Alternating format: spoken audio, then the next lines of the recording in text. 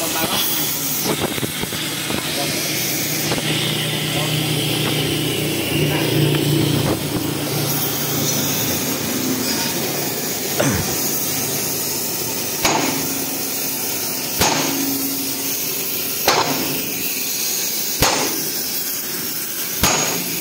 Như ra đấy.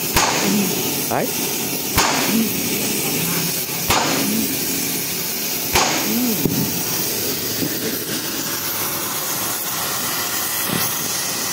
Bánh liên tục.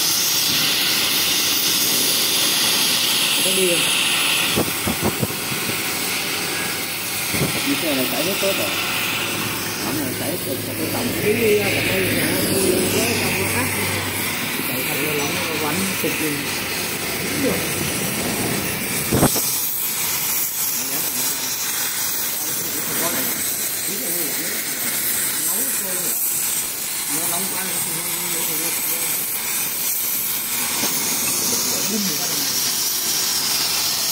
Năm cái máy này đục.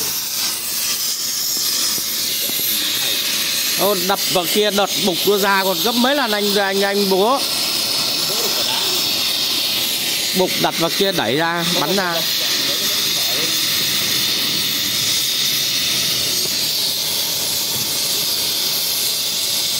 Qua nào anh?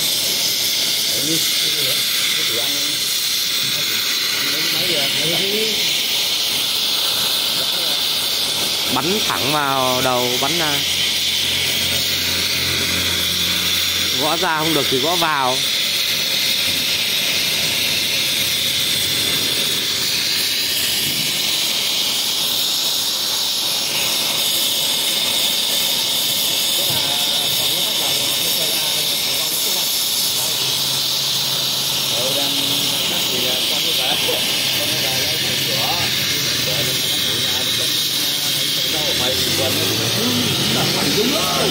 Đúng rồi, ra mở cửa đúng không? Gọi mãi thì mình ra trồng rau vặn nó ra mở cửa nhưng mình trồng gì quá. Nó đỡ được mở cửa nó xấu ra nó đúng rồi. Sao mới về đấy? Mẹ mới ra mở cửa. Anh Huy ơi, bố Bùi Đồng ta lại bảo đây này. Vâng, một xe con ở giữa đường ấy nhỉ? Một đứa con trai đứa con gái chết tại chỗ luôn. Đấy. Nhưng mà thằng lái xe nó đâm một phát đây này. Ô tô này là tự dính rồi. Nó đâm một phát thì một xe lái rồi luôn, quay đầu luôn. Phủ đi ra. Mà cái con xe con cái này này sang đường. Giờ này tốc độ không con quay đầu quay đầu bắt là đâm một rứt của lái luôn. Nó không lộ tay lên. Nóng quá phôi rồi mỗi này. Thử mỡ bò ra.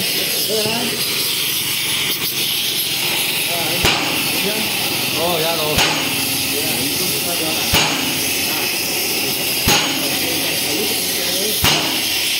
Có ra không?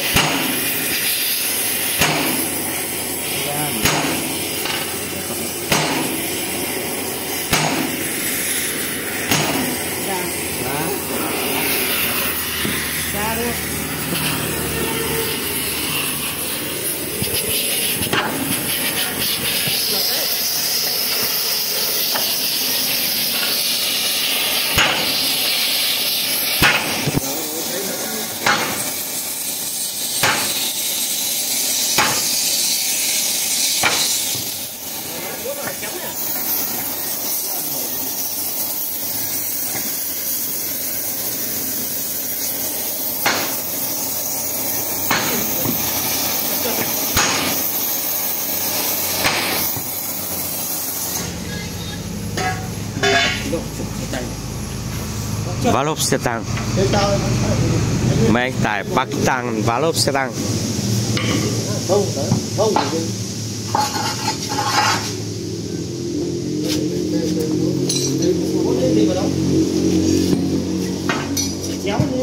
Không chơi lên cái bê đi. Lên cái búa được rồi anh.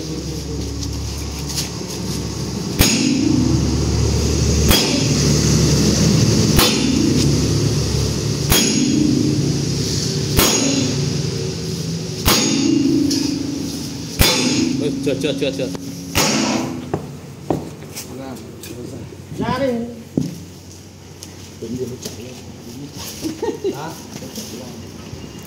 Đánh dấu gõ thử xem ra.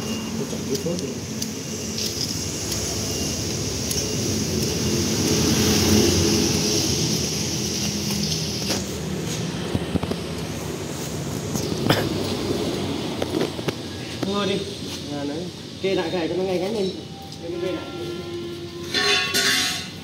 Không, ý là muốn nhâm cái này lên anh Trường đưa cái xà beng này bảo. Đây đây, bút về vào đây.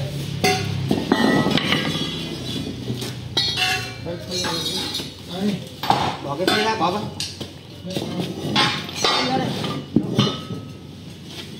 Cân mà. Chưa được, chưa được. Đâu đâu.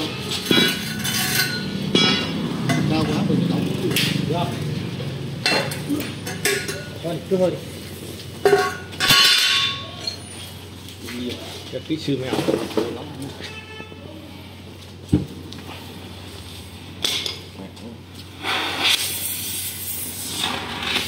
Thịt tàu à? Anh là thôi, cái này nhá, thì Tốt tốt. nó bật tiếp lên.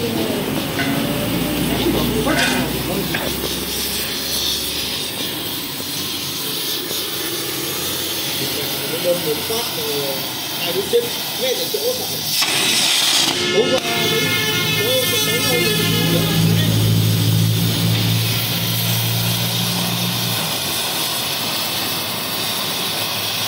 Tí cho kia vào ăn cá lông. Cá mò thôi.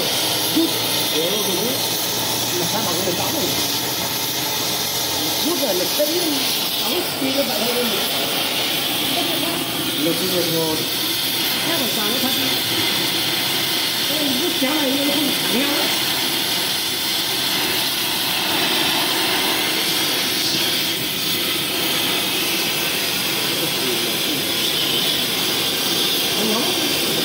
Nóng hơi đẩy chưa? Thôi. Nó còn một cái sim ở cuối này nữa đó. Nó còn một cái sim ở cuối này nữa. Có sim nó làm trên cái thân này. Nó làm hết ở cổ này thôi. Đâu? Một cái sim ở dưới này. Nó có một quả xi lanh tỏa ra xung quanh cái sim. Trong là cái mỡ này là nó đục khoan mỡ này là chú bơm vào đít này để nó đẩy lên. Khớp ở cổ hết rồi cạnh đây. Trong này cái đầu sống.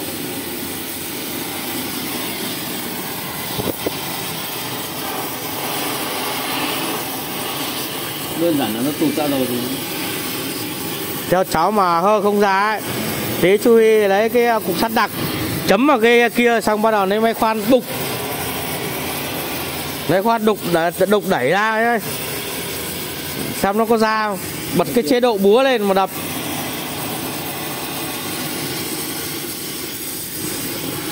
Nó chỉ cần thấy nó ra. Tí lấy bơm mỡ bơm phát là ra.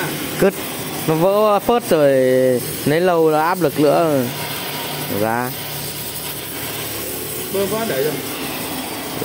dân như vợ bảo nếu như ông anh bảo nếu nó bó phớt rồi thì lấy cho áp nó một Ở dưới kia nó bơm nó đẩy từ dưới lên. đâu hơn chỉ có.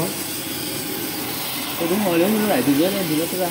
Đẩy từ dưới này lên. Nó đẩy ra chỉ có đẩy từ dưới này nhưng mà nó chỉ có phớt đầu này thôi.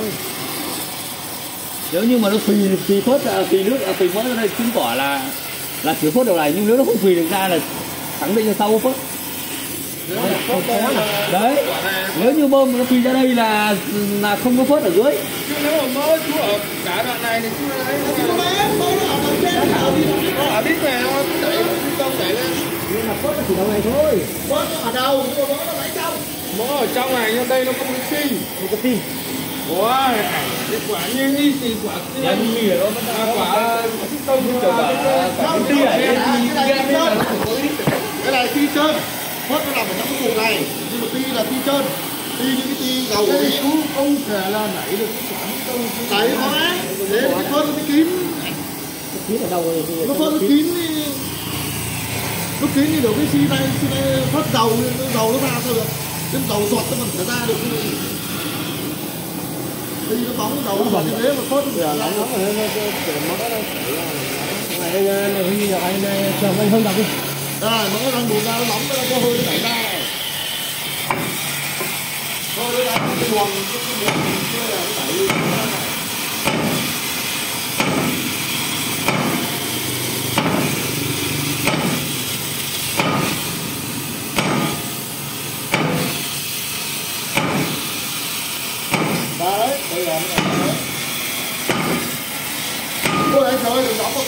kia.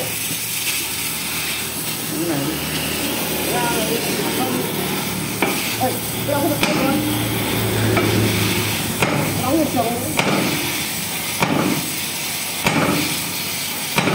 Đấy, mình xét nhà bây giờ chúng ta giờ mình xét bây giờ phải ra bấm đi.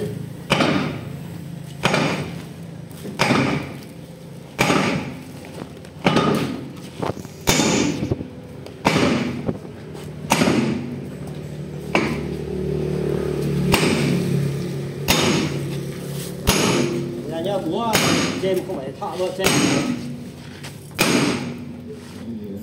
Đây cái đầu không biết đấy, không như đoàn này, không nhìn cái chân cái mắt này. Nó bảo đây là đầu gối thì cái cáng mà.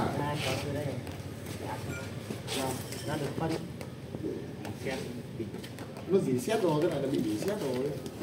Bây giờ khi là cái giấy là bên ngoài phút vào được đấy. Là nó phải xong rồi đấy. Nó đấy Cái này phải đâu nhỉ? Bơm mỡ rồi, bơm. Ôi em ơi, bơm nhiều mỡ lắm. Bây giờ bơm sao được anh? Giờ cháy hết mỡ đâu.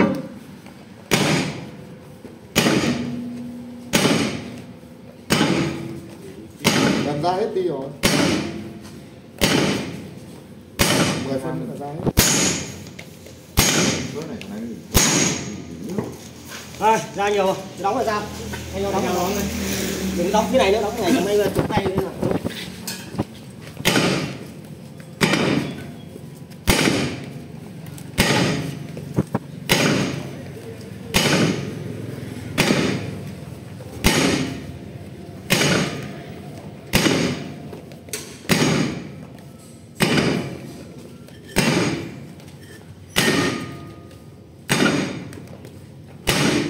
Đấy, tao ra nhanh nhỉ.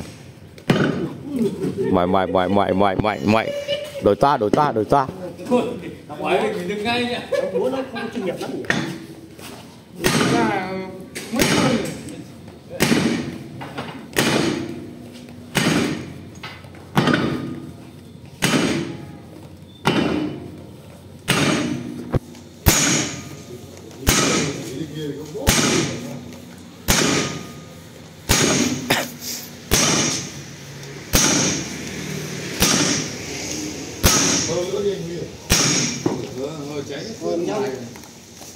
Ra cũng 5 cân rồi gì đâu.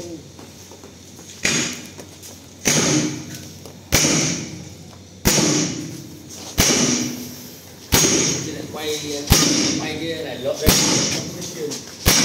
Đấy, ra rồi.